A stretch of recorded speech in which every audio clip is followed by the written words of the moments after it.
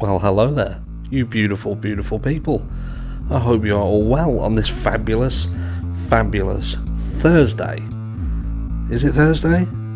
Yes, Thursday. I'm getting better at this know what day it is thing.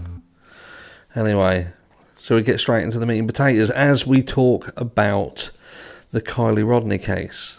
Now, some of you, I say Kiely Rodni, and you'll know exactly who I'm talking about. In fact, I would pretty much say that I'm confident everybody knows. But for those of you who don't, because there may be some that don't, Kiely Rodni was a young girl who just over a year ago went missing. She went missing, and what will be in a few days' time, a year ago, she was found.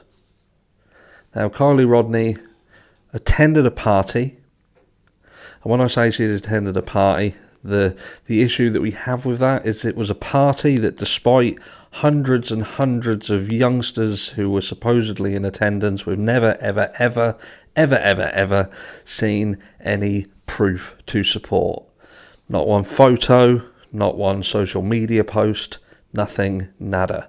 But apparently it happened. Hundreds and hundreds of people. And why is that important?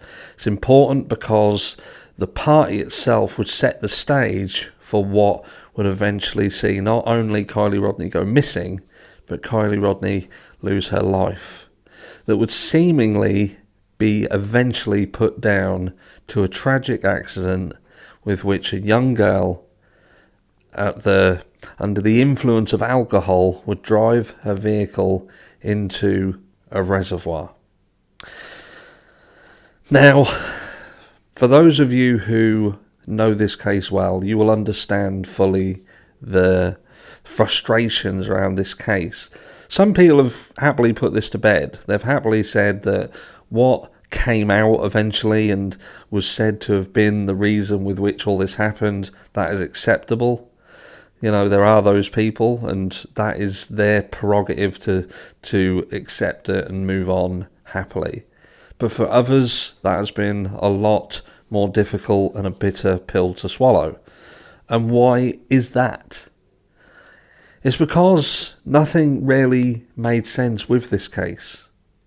Kiely Rodni was a bright young girl, a very, very bright young girl with a brilliant future ahead of her.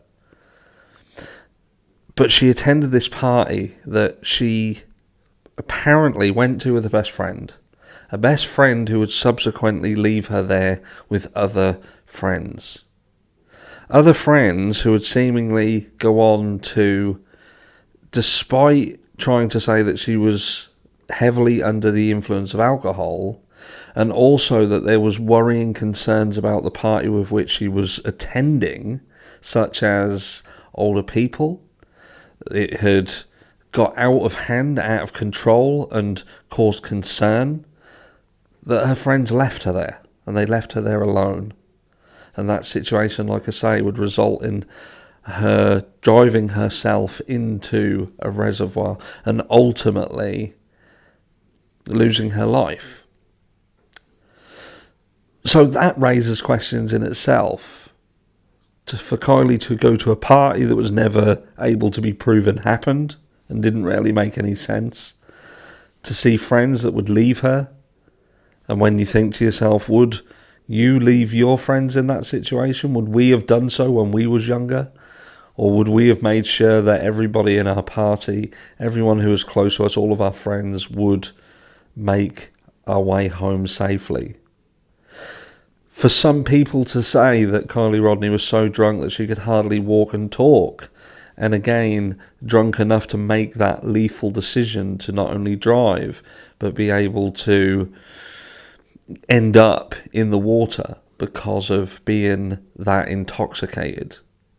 And from the outset, you would think to yourself, well, that's something that can happen. That is a tragedy. If someone is intoxicated and they decide to drive, then that can only end bad. And this could be a poster child for a don't drink and drive situation.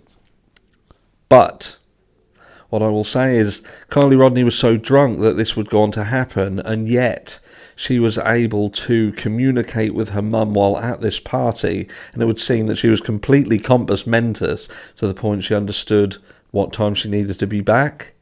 And she also understood to contact her mum to ask for an additional length of time at the party in order to say, look, I want to stay and that's going to make me late, is that okay? And to be able to calculate that. When I think to myself, if I'd have been non-compos mentis and a little bit too much over the drink drive limit, the likelihood is that I would have lost track of time.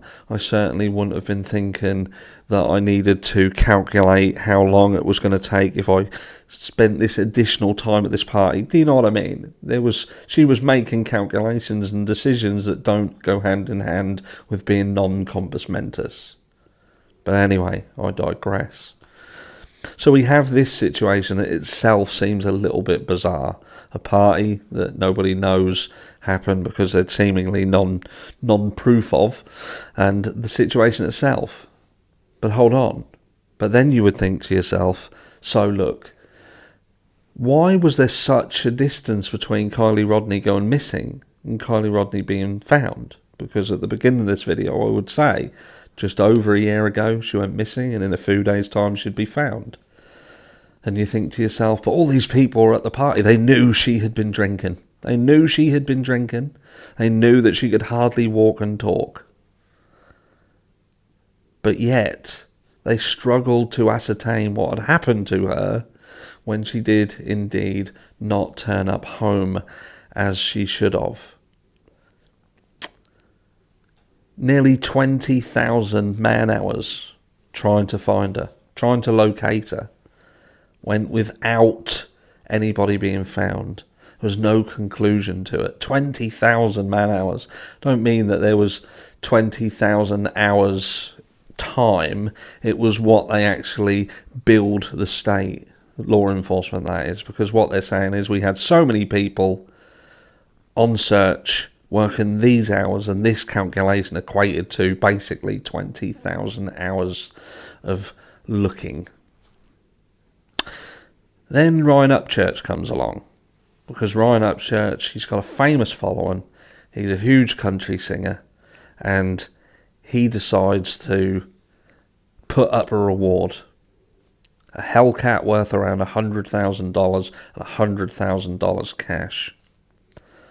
Because the guy's got a heart of gold, and he's thinking to himself, look, I'm going to put out this reward, because if this is to do with one of these teenagers who attended this party knowing something, then what better way than to spice things up with a hefty reward, a reward that's bigger than any reward that we generally see put up for a missing person. And what happens? A few days later, a YouTube channel by the name of Adventures with Purpose would go on to find Kiely Rodni. They would go into the water right beside where her car was parked, and they would find her in around 25 minutes.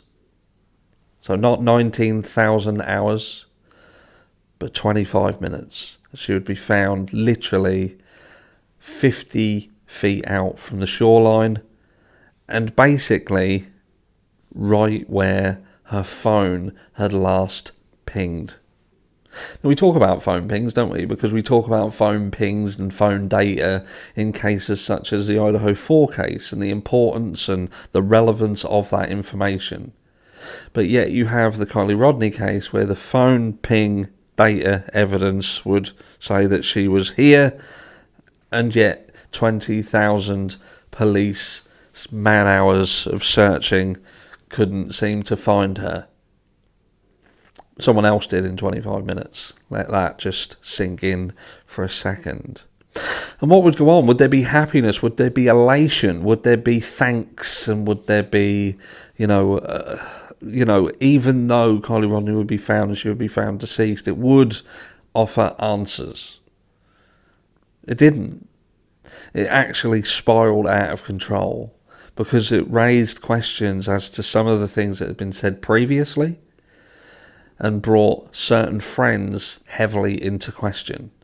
Because there would obviously be an autopsy now, a toxicology test, and it would show that there was no water in the lungs. And people would argue, why would there be no water in the lungs if this person drowned?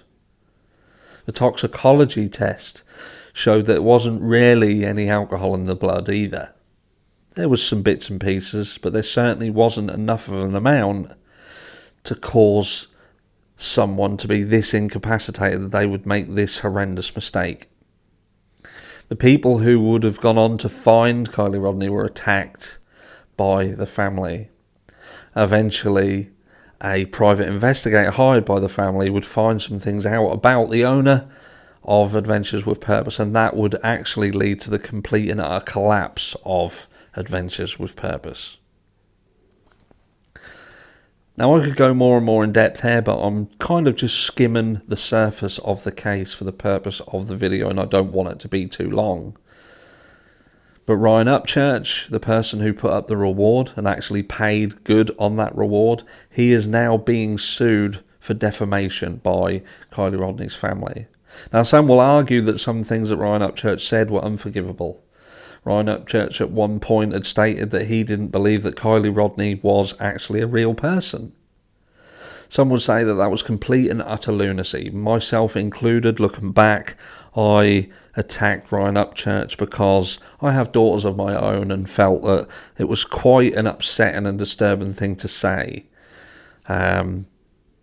But there will be people on the other side of that argument will be like, well, hold on a second, there were other elements around this case that didn't look right.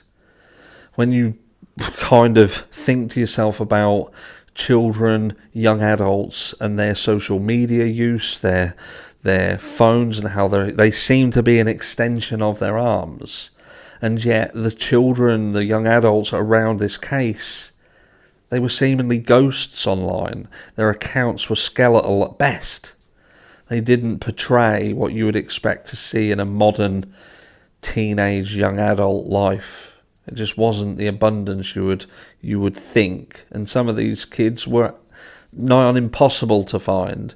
And the stories with which we were being given, there wasn't really a way to support that through social media. So you can see how some people may feel that there was a lot more to this than meets the eye. But did some people push that a little bit too far? But ultimately, not from a bad place. That can be arguable. But certainly, with Ryan Upchurch, it could be argued that he was the person who got her found. And is it fair for him to now be attacked for doing so? Is it bizarre?